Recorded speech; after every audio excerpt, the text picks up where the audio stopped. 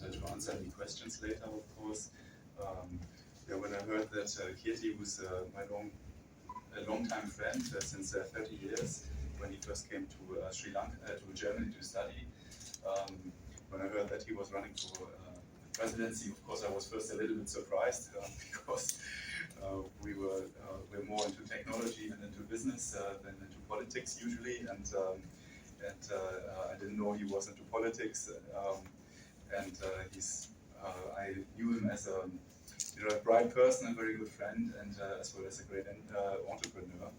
And but he asked me whether I would come to support him in his newest adventure, and I'm of course here to support and to help and to talk with you about anything that you might want to ask about him personally. Yeah, so I can tell you all the parties we went to and more other things as well, of course. Yeah, but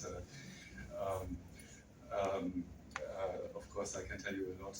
We have 30 years. We've been very, very good friends and working together between Germany as well and Sri Lanka. And of course, I wish him all the best and a lot of success in this presidential race, because I believe and trust that he can bring a lot to this country, and he can support this country in doing much better and to finding the place it deserves. And yeah, that's all that I can say for the beginning, and then I later on elaborate on what you can do. Yeah. So I think that's all that I was. You can mention few things that we have planned to do in Sri Lanka.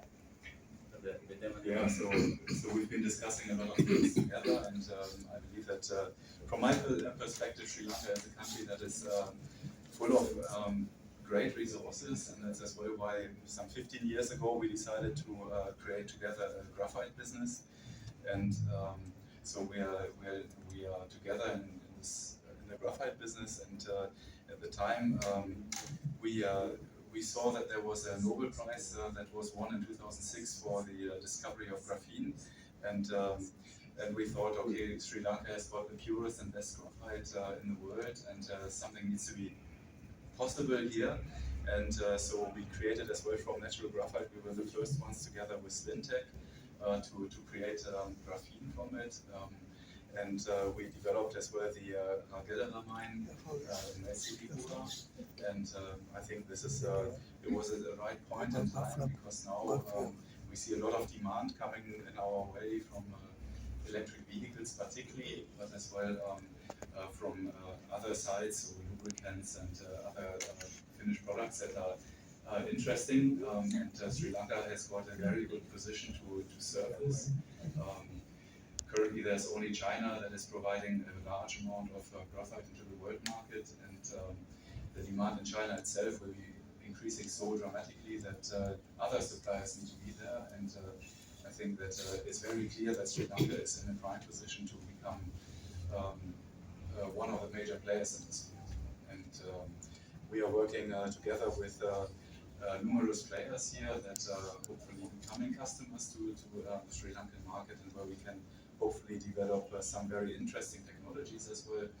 And particularly my own country, there are a number of players that you might have heard, or I've seen a couple of cars driving around here, and for them it will be very interesting as well, to see where in future graphite will come from. But every battery, every fuel cell that is being sold requires graphite and other raw materials as well.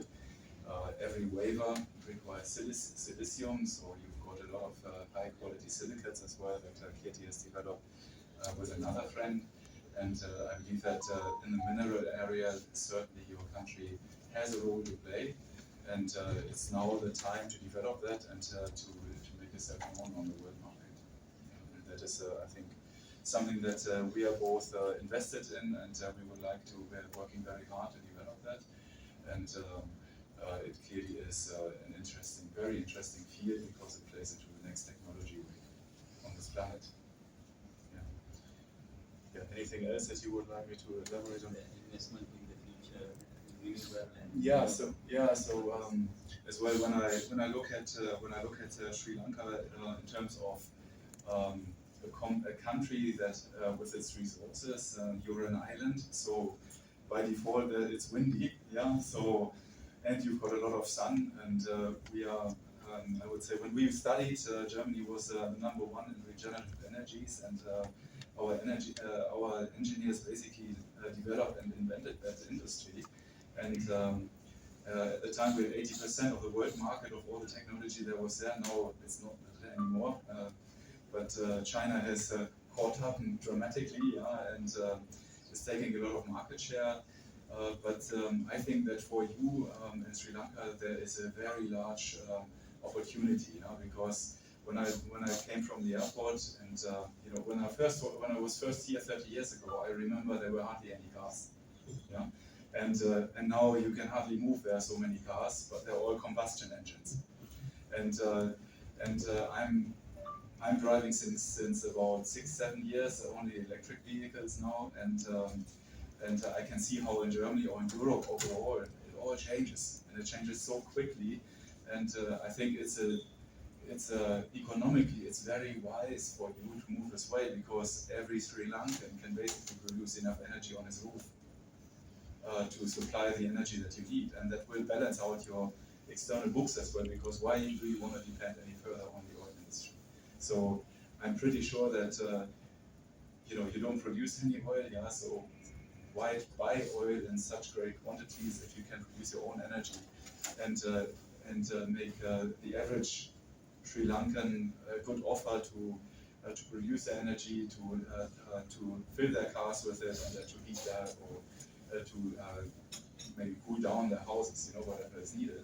And I think there's a great opportunity to do that. I know that Kirti had a role in this years ago to drive down this route with the country, and I think that looking outside, I think you can and you should accelerate this. Yeah, just from an external vision, I'm not inside the country, so I'm not here to give great advice. But when I tell you what is happening in other areas of the world, people are moving extremely fast. And even one of the great oil exporting countries like Norway, they've got rules now, laws that they move out of that combustion engines are not allowed to be sold anymore as of I think 2030.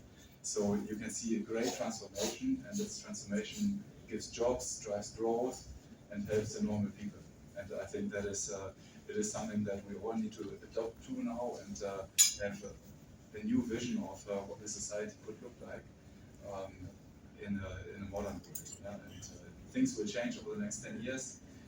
It's now the time to be part of it, or you are a follower and then others own it. Yeah? So I think it's now the time to move into it. Yeah? We as one of the companies that I'm responsible for, we are as well looking to develop regenerative energies here in Sri Lanka, because we think there's a big opportunity, and so we're currently working on a project. I can't say much more, but we're working on a project on the wind side, together as well with friends of us, and I believe that is the future. Yeah, so it will be decentralized supply, so that everybody can participate in a way. And now it's a time to bring an investment into this country and to go this route, yeah, and then everybody will benefit from it. So that's one field I can talk about as well a little bit, yeah. And the last field maybe I can talk about is about I think the last large opportunity I see as well in this country is more, but in the agricultural field, I think that there is probably plenty of opportunity. I've seen that many people here live and work from farming, so 25% or so, and I feel so my company is working in farming as well, and making products from farms, yeah, and bringing that to consumers. So, and we find it very, very important that the farmers can live well from what they're doing. And I believe there's a big thing that you need to look at. Yeah, how can your farmers and your families who live from that live well from it, so that children can go to school, that there's enough water, and how do you transform that area so that basically as well in 10 years they can live well, because as climate change is coming, we see it everywhere on the planet now, I bet that your climate has changed here. The rains will have changed, the temperatures will change. It will change more than models. You can look at it. No, you cannot discuss it. People who say that it's not coming, I think they're blind. And it will happen. Yeah, so it's better to anticipate it and to see what is it doing to my country, and then to use it as an opportunity and help the farmers. Yeah, because they deserve to be helped, and they deserve to be able to live from their work. Yeah, so they work hard, and they need to be able to live from it. And so I think there are different models where you could look into other countries, maybe how they've done it, how they've transformed that. I think you've got great opportunities because not so much pesticides have been used so far in Sri Lanka, not so much chemicals have been used to increase the yield of the farm. So don't do that now. Yeah, stay where you are, use modern concepts that are eco concepts, and then you will be on the right side, and people will be able to live from it. And I think by doing that, I think that you will have great opportunities for plenty of families here, yeah, who live in this country. Yeah, and I can see that you want me to say one or two words about tourism as well. So I believe that we Germans are big tourists in Sri Lanka since many decades. Yeah, and they've always come. And in our country, we love Sri Lanka. Yeah, as a tourist destination, people from Germany come here for many reasons. But the main reason is, of course, I mean, the friendliness of the people who look after us as tourists, but as well the beauty of the country.